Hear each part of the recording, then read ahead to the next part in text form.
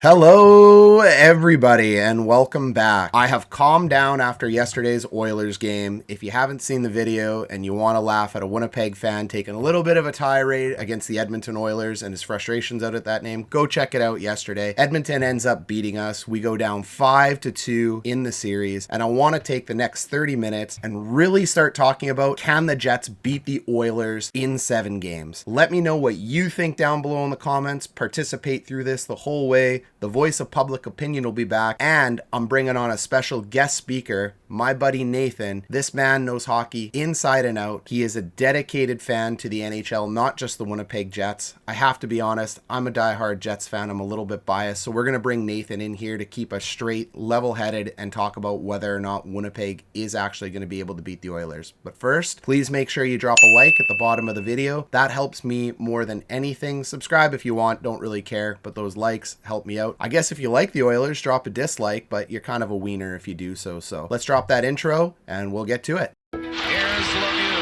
The center penalty coming up. Look at Lemieux. Oh my goodness.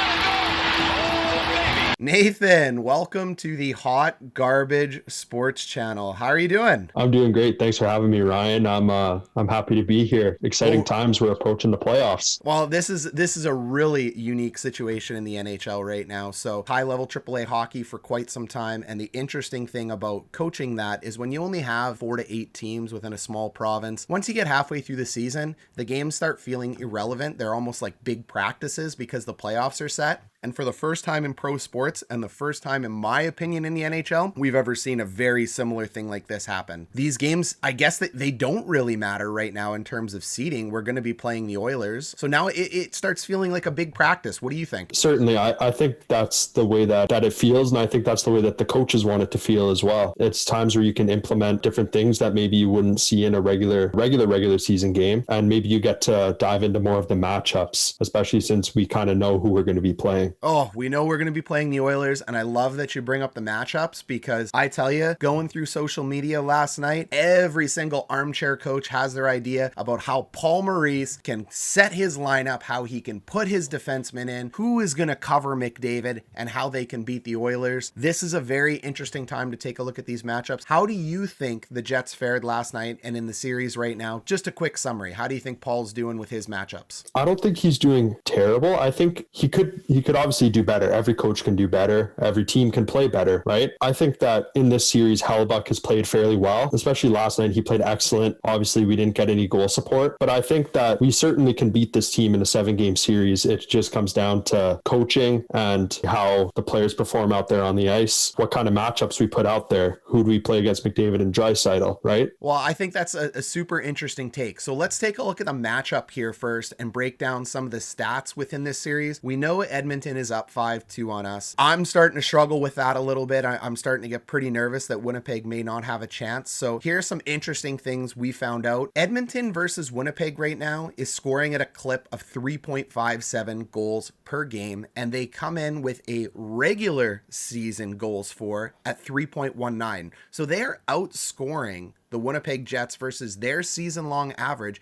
and we have one of the best goaltenders in the league. Conversely, Winnipeg comes in with an overall goals for higher than Edmonton's at 3.27. It's good enough for 6th in the league, but we can only put up 2.86 against Edmonton and Mike Smith. Like, who's Mike Smith? He's like 1,000 years old. Like, they dusted off I don't know, an old rum bottle, pulled him out from the cellar and gave him a starting job because Edmonton can never find a goalie. What's going on, Nathan? Why is there this trend? Why is Edmonton outscoring their regular season clip? Why are they outscoring Winnipeg? And why can't Winnipeg score like they normally score against the Oilers? So I think one of the ways that Peg is giving up more goals, or Edmonton is able to score more against Winnipeg, it comes down to Winnipeg's defense, right? Some of their unnecessary pinches have really screwed them a few times this year. Obviously, you've showed some clips in one of your former videos. I think that we need to lower our hit hits in the neutral zone, creates way too many 2-on-1s. And if you have McDavid and Draisaitl on a 2-on-1, you may as well just skip ahead 30 seconds because you know that's a goal. Jets need to limit their time and space, but not necessarily by pinching in the neutral zone and giving up odd man rushes. Oh, I couldn't agree more. So I think you're starting to touch in on some of the team strategies that we're going to be looking at here.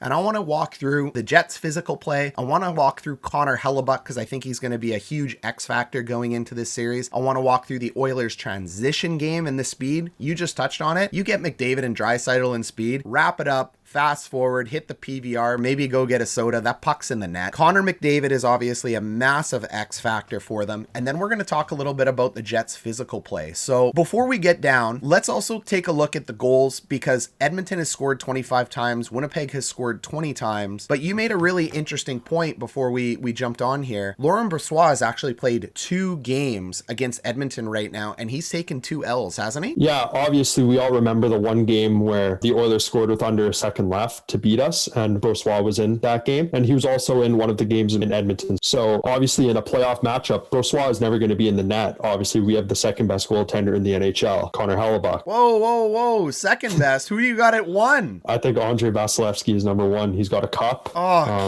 kid, is that hair getting to your brain? Like, is that flow just too big? Helmet head going through? You got Vasilevsky over Hellebuyck, the Vezina winner? Hey, you brought me on for an unbiased NHL outlook, and I believe that Vasilevsky is number 1. Connor Hellebuyck, I believe it's a 1A, 1B situation there in the NHL. Well, but we are extremely blessed as Winnipeg Jets fans to have this man. Well, you know what, Nathan? Yeah. I live in 2021, and in 2021, frankly, nobody's opinion matters but mine. I really don't care what anybody else has to say, so I'm just going to be biased. I'm going to say it's Hellebuyck, and you're out to lunch. Yeah, I have no problem with you saying that, for sure. All right, no, but truth be said, I think you make a good point, and the thing you really hammered off there, Vasilevsky's won. He won a cup. That's very hard for me to dispute because at the end of the day, you have to be able to get through to the finals. I know he has a good team in front of him, but so does Winnipeg, and he's up 1-0 against Hellebuyck. So I will concede with an asterisk, and I will put Hellebuyck to 1B for the purpose of this conversation. I would have to say, I think we can both agree they're in a league of their own. Absolutely. I don't think that there's a other goaltender that comes within reach of those two at the moment in the NHL. All right, I totally agree. And it's definitely not Mike Smith, right? Certainly not Mike Smith. Not Mike Smith. Okay, so let's jockey into the Oilers transition game and the Jets physical play in terms of team strategies, because I think these two are tied together. I've talked about the Oilers transition game now for 2 videos, and just to catch everybody up, a lot of hockey analysts use buzzwords like transition or playing with speed. What I'm talking about when I say the Oilers play fast and they have an incredible transition game is that the Oilers are able to go from their zone into our zone with incredible speed, and that doesn't mean McDavid is just carrying the puck by himself. It means they move the puck north-south with incredible purpose, and it takes them less than 1.75 seconds to move from their goal line to ours. I mean, that is incredible. These guys can stretch the ice and move the puck. How do you feel about the Oilers transition game? I feel like the Oilers have one of the best transition games in the NHL. They have defensemen that can move the puck, and they have forwards that love to have the puck on their sticks. So when they're coming up the ice, it's very dangerous for the Jets defense, and the Jets need to have really good forward back pressure in order to try to limit a lot of these chances. Oh, absolutely. I think you nail it when you say the forwards love to have their pucks on their stick. I cannot explain how highly skilled the Oilers forwards are. We've seen it with Nick Ehlers. We've seen it with Kyle Connor,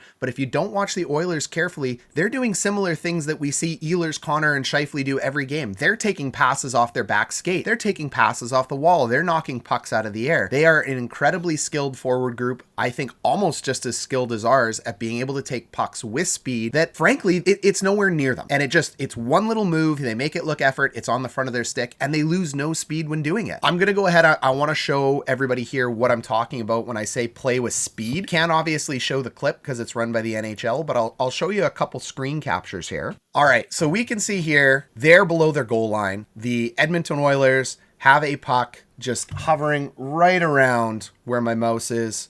They're going to make one quick pass. We call this an east-west pass right behind the net on a regroup. And then what we end up seeing is the Edmonton Oilers supporting center just wide open. When you can go D to D and you have an offensive player here in Winnipeg and that puck is allowed to go D to D, that ice opens up really quickly. So Winnipeg's job here was to prevent this puck from going D to D. They failed, and as soon as you fail in preventing a puck from going D to D, speed ends up opening up the game. You're going to see a quick little one-touch pass to the centerman. He's going to take, 10 feet of space. You see him ending up taking speed away. Mark Schiefele comes in as the second forward on the forecheck. He has to pinch the wall, which is what he's going to do. We've talked about our defenseman's gap. We end up seeing that gap just be blown at the top of your screen here. So that puck goes 2 lines across the blue line, across the red line. He's not on the right side of the puck. How Chiasson got behind him is anybody's guess. He hasn't sealed the wall properly. The puck ends up, like you said, on Chiasson's stick. And what ends up happening is he is in on a breakaway. He's at the top of the circle. He knipes it. Game. That took 1.75 seconds to go in the back of our net. And just so people remember, it was in the opposite corner of the ice. That is speed. What do you think about that? Well, that's just textbook Oilers hockey, right? They love scoring off the rush. And I don't blame them. They have players that are incredibly fast, incredibly skilled, and they love their offensive opportunities because most of their offensive opportunities do come off the rush. So when they can get an opportunity like this, they're salivating. Oh, absolutely. Jets defensemen have thrown 100 more hits than the Oilers defensemen. That's an incredible number. The way the Jets play physically is huge. Talk me through the Jets' physicality. So obviously, when you're approaching playoff hockey, especially in the playoffs, every coach and everybody says that you need to be more physical in the playoffs, right? Which I do truly believe in, but some of the hits that we throw are untimely and they result in odd man rushes, which is what we're talking about. But the Jets need to become a little bit more disciplined on some of those hits. Maybe don't pinch as much. Maybe play it as a 3-on-2 as opposed to a 2-on-1 or a 2-on-2, right? But continue to throw those hits when they are in our defensive zone, take away their time and space there. But it's also about awareness. Who's on the ice with you right now? Are you going up against Kyra and Turris, or are you going up against McDavid and Draisaitl, right? So I think the defensemen have to notice who they're playing against, and that's when they can make a judgment on what play to make. Oh, I couldn't agree more. And you're going to see a lot of old school hockey fans like, here's the voice of public opinion. But Ryan, I've been watching hockey since 1962 and physical teams win Stanley Cup. And the St. Louis Blues and Los Angeles Kings were able to play with big physical Canadians and take a cup. All right, you're right. But when you are playing a team that has X factor speed like the Oilers, you end up putting yourself out of position. What happens in the NHL today is the game is very simple from a strategy standpoint. You are trying to create 2-on-1s all over the ice.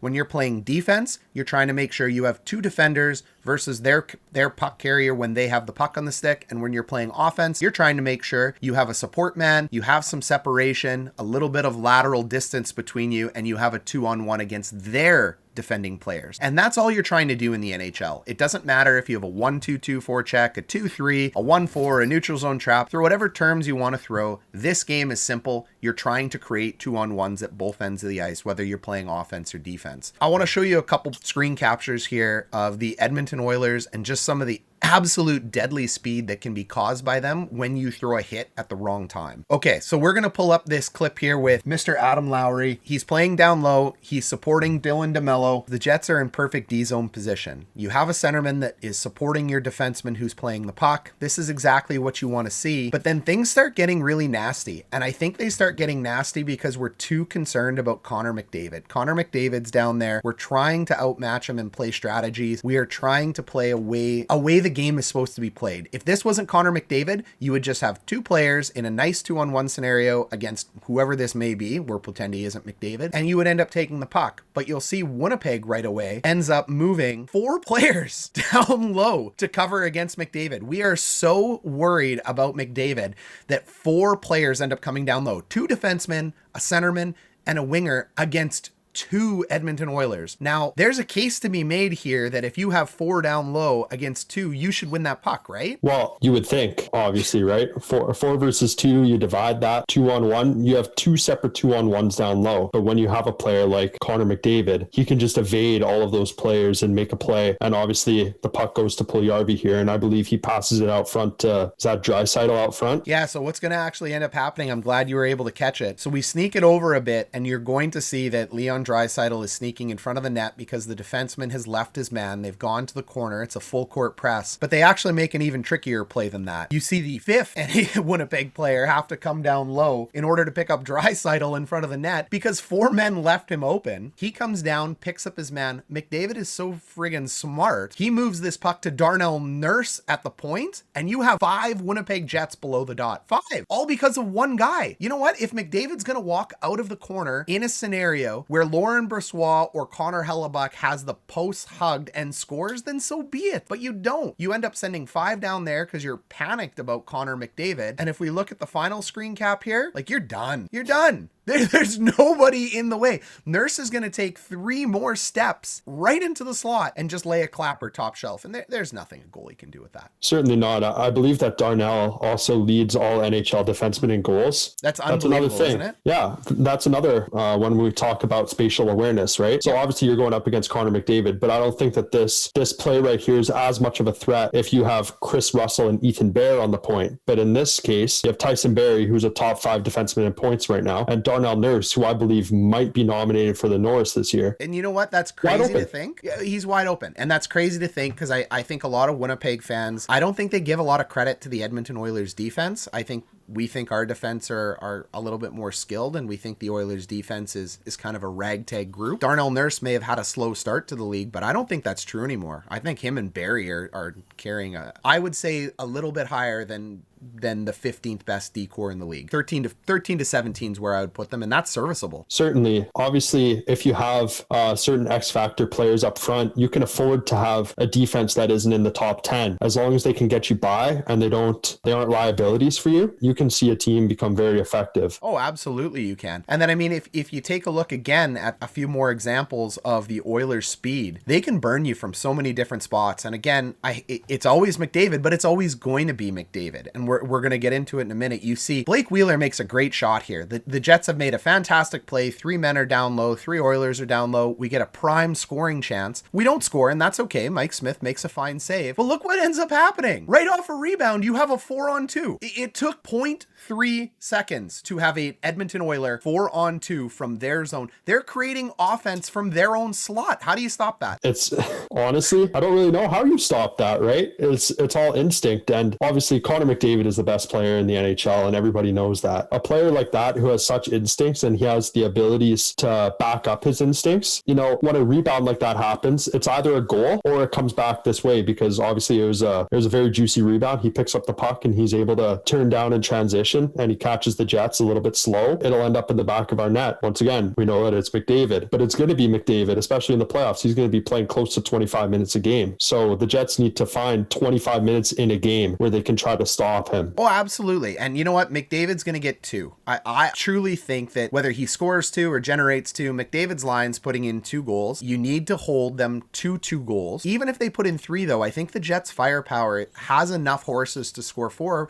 but we know they're scoring at a clip of 3.27, so they should be able to put in 3 in a game and win 3-2, even if McDavid goes in there. So I'm actually going to argue that the Winnipeg Jets should be less concerned about Connor McDavid. They should be playing the game the way they have structured their game to play and trust their offense to score. Because what I think is going on here is we are so focused on McDavid and Draisaitl and shutting them down and line matching that we're not letting our horses, we're not letting the Kyle Connors, the Mark Schiefeles, and the Nick Ehlers score because they're worried about playing D. And we saw last night, we didn't put up a single goal. I hear you have to score goals to win hockey games. For sure. Obviously, we didn't get a goal last night, but one thing that I found that was interesting is for about the first 2 periods, Appleton, Lowry, and Perreault were matched up against McDavid, I believe. And for the 3rd period, there was a little stretch where Scheifele's line was matched up against McDavid. And I think that in the playoffs, do you want to match one line against McDavid for an entire series or an entire game, or do you want to split it between the 2 lines like you did yesterday? What do you think? Well, you know what? Let's use this screen cap of Lowry's line and that covering McDavid, and then I'll tell you what I think, because you can see here in the neutral zone, you got the Appleton line out there. He's building up speed. I mean, we all know what's about to happen here. McDavid is going to take this puck in speed on a regroup. He's now sitting with the puck right around the blue line here, and there are 3 Winnipeg Jets in front of him. They have the right side of the puck. They are not out of position by any means. And what ends up happening? A break! breakaway. So,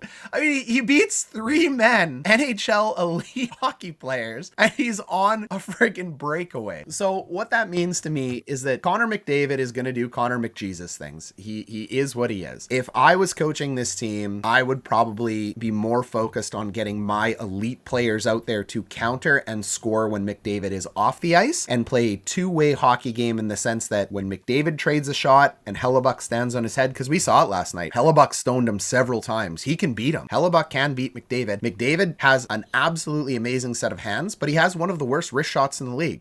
That's shocking to me. A lot of people have looked at this and said he's one of the best shooters in the league. Look at all the goals he has. Well, you know what? He's just got fantastic hands that gets goalies out of position. He doesn't have an Alexander Ovechkin or a Patrick Laine shot, that's for sure, but he's got every other tool. So I would frankly put the Schiefele line and the Dubois line out there as much as I could. I love our checkers. Adam Lowry's line is fantastic, and we get scoring from them, but I would just be ramming my top 2 lines down their throat trying to look for goals, and I'd try to beat them 4-3 or 5-4. What do you think? Yeah, I think that is a good strategy. It's hard to keep the Oilers to a low amount of scoring, because when you keep them to a low amount of scoring, we score less as well. We aren't going to beat the Oilers 5-1 like we beat the Leafs a couple times 5-2, right? Just the way that we're matched up with the Oilers, it's either we have to try to keep them low, but then we score low, or we just go into a shootout, basically, a firing range out there. I totally agree. And you know what? I want to share what Winnipeg has been able to do on the elite side of the puck, because we've picked on him a little bit, but Nikolai Ehlers, this guy right now, Mark Schiefele is our best player, but Nikolai Ehlers might be our MVP. This guy's rocking a +12 right now. Mark Schiefele is -4. Like, he has 4 more goals against him than he has goals for, and he's one of the NHL's leading scorers. That's concerning. I'm not saying Scheifele's bad. I'm just saying the stat itself is concerning. But Nick Ehlers, whatever line you put Nick Ehlers on becomes a positive. And this guy, he's absolutely a freak. So we see a quick screen cap here, 3 Jets down low. Nicky's not even in the play right now. We move over to screen cap 2. Nick Ehlers is going to be in the top of our screen as the puck is being played with over on the left side. Nick Ehlers is going to make a quick pivot. He's actually going to turn his back to his play, do a little bit of a J hook here, come in and score a goal. This guy, he's magic. I mean, we see it here. The Oilers lose him. They forget about him. Now he's facing up ice. Nobody has any idea where Nick Ehlers is. Puck's on his stick, and he's going to bury this. He is an absolute elite player, and we've got to let him, Kyle Connor, Mark Schiefele do their thing. Absolutely. I believe that if Connor McDavid had a shot like Nikolai Ehlers, he'd have 100 points right now. I think that for sure he's benefiting from Patrick Laine not being on the team anymore, because usually they played on the same line, or they played with each other. So it has opened up more space for him to create his own opportunities to shoot. And I think he's been told to shoot more too. He has an absolutely electric wrist shot, and he's so fast. He's honestly turned into my favorite player on the Jets for a lot of these reasons. And he's just so fun to watch because he can create offense from anywhere on the ice, and he can get away from people. Similar to McDavid, not the same, but similar in the sense that they're fast and they can evade their opponents and get into good opportunities to score. Well, Nick Ehlers is so fast. Connor McDavid's the best skater in the NHL. We're not going to argue that Nick Ehlers is going to play in the same vein of Connor McDavid, but Nick Ehlers is so fast that if him and Mark Schiefele are sitting together on a line, a lot of the things we're seeing McDavid do to us, I think both those guys could do right back to them. Hellebuyck makes an amazing save, rebound comes out, pick it up, one pass up, send our guys up the ice. Start trading those opportunities. You could see the Jets, if they allowed themselves to open up and just play a little bit of offense and stop being so worried about McDavid, I think you could see the Jets and the Oilers trading chances zone to zone within 3 or 4 seconds. I think that this could end up being one of the most exciting playoff series that I've ever watched. And I've obviously watched playoffs going back to 2008 when I was 6 years old. I believe that if we can get into that kind of style, our goaltender could make more big saves than Mike Smith. I feel like if we're trading chances like that, we have 2 unbelievably skilled lines. And, the Oilers could put McDavid and Draisaitl on different lines if they want to try to counteract that. But if they put McDavid and Draisaitl on the same line, I don't know if their second line can keep up with Dubois, Wheeler, and Stastny offensively, or whatever combination you put going out there second. Yeah, I'm with you. You know what? I would just ram the first 2 lines down their throat. I'd give a little nice healthy dusting of Adam Lowry and his line, because they're able to score. When you have Andrew Kopp and Mason Appleton out there, they're always going to be a threat to score. I don't think I'd run all 3 lines equal, but I would be running those 3 lines in pretty quick succession. I don't know if in the playoffs I'd actually be giving a ton, if any, ice to my fourth line, to be frank, just because I'm going to be looking to trade offensive chances. So I think we've solved it here. I think the only chance the Jets are going to have going forward in this series is to trade chances with Edmonton and let Hellebuyck stand on his head, because I think you nailed it. Hellebuyck is going to outplay Smith when you're trading chances back to back. Yeah, and I think that Connor Hellebuyck is going to embrace that opportunity as well. If he knows that his forwards could be potting 5-6 goals in a game, I don't think that he lets up more than 3. I think that just his ego is too high to be letting in that many goals. Absolutely, and I don't think Hellebuyck's ever played bad against the Oilers. I just don't think his team has scored enough goals. So Hellebuyck comes in at a .920 save percentage right now. May not be number one in the NHL, but let's be frank, if he didn't have the decor he had in front of him, it could be .94, .950. If it wasn't Connor Hellebuyck in net, if it was anybody else, I think their save percentage is like 900. So this guy does amazing things. The last thing we really haven't talked about is the power play of both teams. A lot of analysts on TSN, on Sportsnet, they're going to talk about power plays and they're going to talk about how deadly special teams are in the playoffs. I know they are, but I think this is a very simple conversation because the Jets and the Oilers are tied for the second best power play in the NHL, and they have the same percentage of power play success at 26%. That's mind-blowing.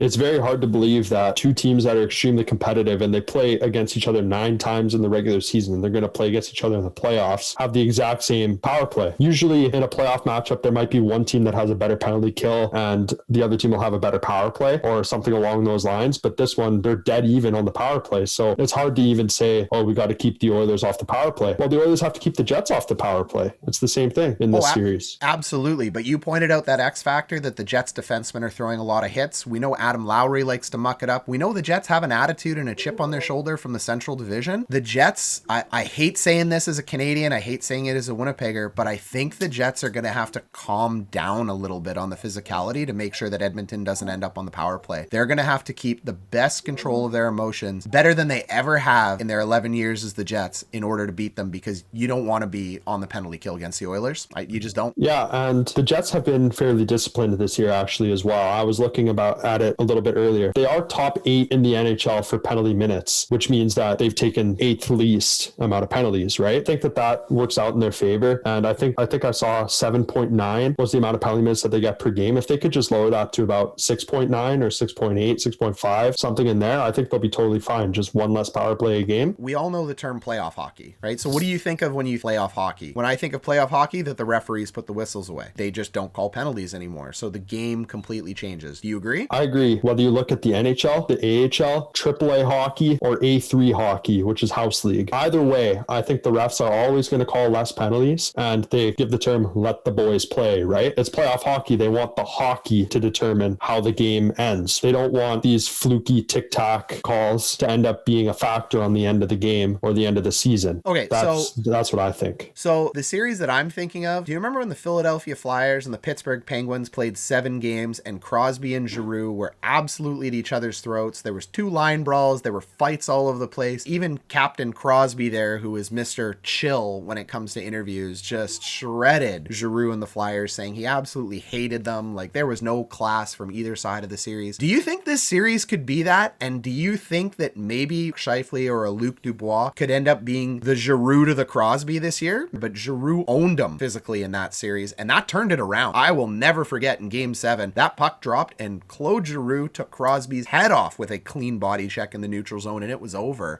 Am I wrong thinking maybe the Jets shouldn't play physical? Should we get some Broad Street bully action going here and play like the Flyers and just slam it down their throat? What do you think? It's an interesting dynamic. I think that when you were saying or the Giroux to a Crosby, it's actually a defenseman on our team that could play that sort of role against a guy like Connor McDavid, and that's Neil Pionk. We've seen him hit him with a nice hip check this year. Every time that Pionk and McDavid are on the ice with each other, Pionk is in McDavid's face, which I don't know if I exactly like that, just because it could create space in other areas. But if we could have a player that isn't taking penalties, but is always kind of shadowing Connor, giving him a little stick when he's coming up the ice, finishing your check, rubbing him out even when he's away from the play, things like that, I think that it could go a long way. I don't think that we necessarily have to up our physicality or lower it to do a certain thing like that. But I believe that if we're in Connor's face a little bit more, Connor McDavid's face, that is, it might make it a little bit more tough on him throughout the series. series. Oh, I totally agree. And I've been talking in my last few videos about how you should end up pairing the defensemen, and you bring up a real good point with Neil Pionk and Connor McDavid. One of the biggest troubles that Winnipeg ends up facing, elite players know this. For those of you watching that don't know this, Nathan's brother is quite an elite hockey player. We'll give a quick shout out to Rylan. You'll see him in the show one day. I truly think you will. I think he can confirm this with us. I know other elite players I have coached their first round NHL draft picks will confirm this. They're not stupid. They know who the weak link is on the D-core, and they will exploit that person. So if you're Connor McDavid, Leon Draisaitl, or anyone else in the Edmonton Oilers, you're not skating to Josh Morrissey or Neil Pionk's side. You're going towards Tucker Poolman, and you're going towards Derek Forbort, because you're faster than them. You can burn them. I'm going to dump pucks into their corner every day. I am absolutely going to play a 2-on-1 by dumping pucks into the corner of those players all day, every day, therefore neutralizing Morrissey and Pionk. That is why I think in our last video, you got to get Pionk to play with Morrissey. Pionk can then do what you were saying, which is start shadowing McDavid, taking away time and space, and Morrissey is good enough to be that supporting defenseman, back off a little bit more and play a little more of that two-way game, while Neil can be a little more freewheeling with his physicality. How do you think that would fare, putting Morrissey and Pionk together and giving them 30 minutes against these guys? I think it's an excellent idea. Putting our number one and number two defensemen together would help out on the transition game for sure, because I think those are our two best puck-moving defensemen that are currently full-timers in our lineup. Yep. I think that obviously if Ville Heinola came in, he would be a better puck mover than a few of the defensemen that we have for sure. But if you put those guys together, then it forces play them more, which I think Josh Morrissey can skate like an animal. Yep. That guy can skate forever. If you put him, I believe that he could play 28 minutes in the playoffs. If you put those guys out there, it gives the Jets more options offensively, and it makes it harder when you are line matching against maybe like David line or something like that. Yep. Where I think that it makes it harder for those lines to score against them. It'll definitely make the other D pairs a little bit weaker, but we don't play those D pairs as much if we have our two best defensemen playing together. Oh, and you nailed it there. I don't know if a ton of people realize, but defensemen are horses. They can play 30 to 40 minutes in a game. I'll never forget the interview John Tortorella had 2 years ago in the playoffs when Seth Jones ended up playing something like 52 minutes because there was 3 overtimes, and they asked him a question about, kept putting Seth out there. Isn't he tired? Don't you need to manage his minutes? And the look on Torts' face was just one of like, are you stupid? And he even responded with,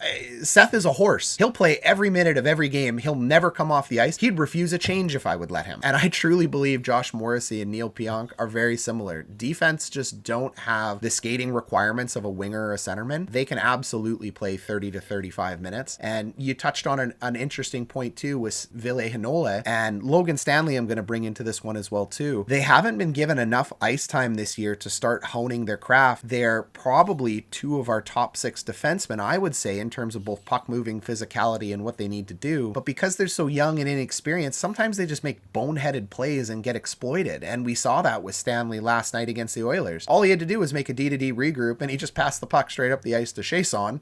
Luckily, again, we had Hellebuyck, and he saves them. But how does Maurice handle these two? I think they need to be in the lineup. They need to get experience, but they're also going to get picked on because they're inexperienced. Do you put those two in, or do you go with the steady hand of Ben and Poolman and DeMello and start leaning on those guys? So I believe that in this series, we don't play Logan Stanley, but we play Ville Heinola. And we play Ville Heinola with Derek Forbort. And then I believe that we play DeMello, Ben, or Poolman. It doesn't really matter if Beaulieu's back. I don't really want him in the lineup, but it doesn't really matter. Two of those 3, I believe, play on a bottom pair where they only play like 11, 12, 13 minutes a game kind of thing. I just think that Logan Stanley would match up a lot better against a team like the Toronto Maple Leafs than against the high offense, a lot of chances, trading chances with the Edmonton Oilers. I think that he should be in the lineup. I just don't think that it will happen. That makes sense. You know what? I totally agree. I think you got to follow the transactions and the money. The money says that Dylan DeMello is getting $3 million per year for the next 4 years. He's in the lineup. He's a right-handed shot. He's not coming out. It doesn't matter what I or anyone thinks of him. He's locked and loaded. Tucker Poolman is going to be an unrestricted free agent next year. He's carrying a small cap hit. I don't think the Jets want him to walk because he's homegrown, but at the same time, I think Paul Maurice and Kevin Cheveldayoff are okay putting him to the back of the line, so Heinola might crack it in. I'd give those two a 50-50 of whether it's Heinola or Poolman, but I think it's going to be one or the other. And then if you take a look at the transaction they made for Jordy Ben, I think Jordy Ben's in. He's a $2 million defenseman. You traded for him for a reason, so he's probably going to play, which likely means you're right. Logan Stanley is probably out of the lineup, so we should be prepared to one of Winnipeg's favorite because he's big, he's strong, he's tough. People love watching him. Who do you think, though? Do you think Heinola or Stanley? You said said Hanola before, but are you committed to that? Is it Hanola or Stanley? Hanola, Stanley, or Pullman? Let me throw Pullman in there. Which one? There's one spot left because I think we got Ben, DeMello, Forbert, Pionk, and Morrissey in. If I were coaching this team, Heinola would be in the lineup for sure. We've seen it at the World Juniors. We've seen it in the AHL. We've seen it over in Finland. This guy, even at the beginning of last season, this player can move the puck. He moves his feet. He's not even that small. Like, he's the same size as Josh Morrissey. And if you pair him with a defenseman that's good defensively like Derek Forbert, he can kind of freewheel and he could create these opportunities and he could jump up in the play if he needs to, right? I don't think that either of the other defensemen have the offensive capabilities that Ville Heinola does. And I think that he could be, you want to talk about X factors, he could be one of those guys that doesn't play all season basically. And then he comes into the playoffs and he could put up 3 points in a 7-game series and he could help out the Jets on that offensive side like we were talking about. And you know what? If they're going to play the style of hockey that we think they're going to play, which is going to be trading chances back and forth with the Oilers, you're going to need the puck moving in Heinola. I agree. I think he's going to be in. I think they'll probably eat up about 20 minutes and line third pairing of the Jets, Ben and DeMello might eat up 10, but he's going to be on a short leash. If he makes a mistake, they are not going to hesitate to move DeMello up to play with Forbert and lean more on those guys, just because we know Paul Maurice likes veterans. We know Paul Maurice, as he calls them, real pros. And I love Maurice, but he uses that term all the time, that deadpan. He's a real pro. You know, so I think he's going to do it. He's going to make Heinola take his time and wait, which is unfortunate, but okay. So let's wrap this up. Jets, Oilers, the regular season, throw it in the garbage now. We've talked about what's going to happen. Not with your heart. Who's going to win this series? Not with my heart. Not with your heart. I believe that the Winnipeg Jets win the series in 6 games. Okay. You think in 6? 6, not 7, not 5, 6. Okay. So even though we've talked about a lot of difficult stuff, you think Connor Hellebuyck and the goal scoring of the Winnipeg Jets will come back and we'll be able to take those? I believe so. I just don't think that the Oilers have enough depth up front to be able to sustain an entire 60-minute game when we have 9 forwards that are excellent. And I think that our defense could transition into a certain style where we can play that super offensive style. I think that the Oilers don't have enough depth. And whether it's Mikko Koskinen or Mike Smith, you could put both of them in the net and they're still not as good as Connor Hellebuyck. So I think that is the difference in playoff hockey. I have to go with the Oilers, and I have to go with the Oilers because I think there's a lot riding on the line for McDavid's legacy. I think like Crosby before he got his first Stanley Cup, I think McDavid is hearing a lot of whispers about you're unable to win a cup. McDavid's unable to carry the team like Crosby did. I'm really nervous that they're going to be able to put it away. I think it'll be in 7. However, if I'm putting money down, so this is just me non-biased, if I'm putting money down, I'm betting on the Jets to win the cup.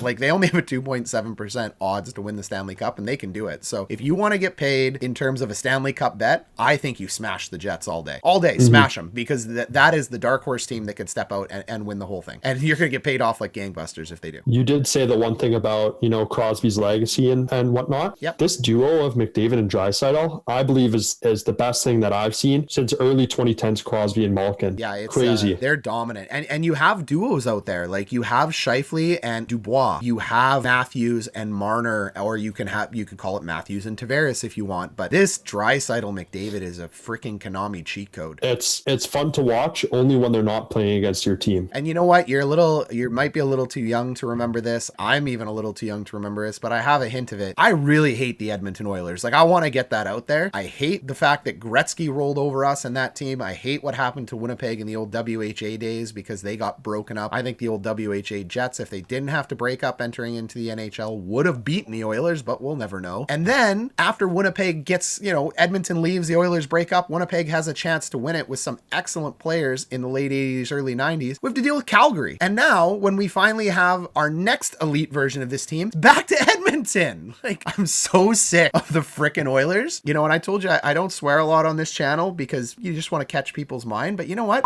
You, Edmonton. Alberta, to be honest. Just in a hockey sense. If you're from Alberta, thanks for watching. We love all of our fellow Canadians. We're obviously competitive. We have nothing better to do here in Winnipeg than watch and cheer for the Jets. So with the COVID-19 lockdowns, I think we're riding high on Winnipeg. Nathan, thanks for joining. Everybody, thanks for watching. Have a great day. Thank you for having me.